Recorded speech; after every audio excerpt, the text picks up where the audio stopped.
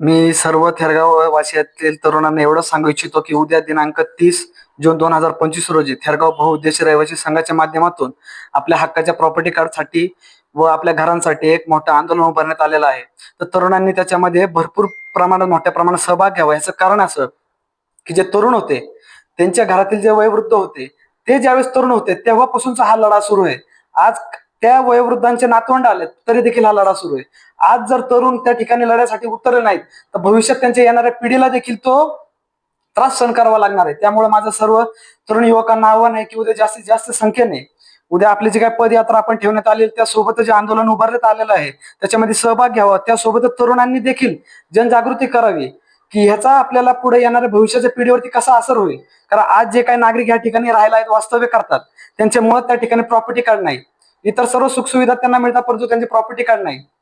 Property कार्डचा एक महत्वपूर्ण मुद्दा आहे जो आज येणाऱ्या तरुण पिढीला समजतो परंतु जे त्यांच्या जुन्या काळातील जे वयोवृद्ध होते त्यांना समजत नाही. तर प्रॉपर्टी कार्डसाठी असेल किंवा आपल्या घरांसाठी असेल तर आपण सर्व तरुण पिढीने उतरायला हवं आणि तरुण पिढीने लढा द्यायला हवं जेणेकरून त्या राजकीय मंडळींना देखील समजेल की फक्त जुनेच नव्हे तर आताची तरुण पिढीला देखील सगळं कळतंय आणि ते देखील लढ्यामध्ये उतरले आहेत आणि आपण यांची समस्या सोडवायला हवी आणि ते देखील गांभीर्यपूर्वक विचार करून ते समस्या सोडवायला प्राधान्य देतील.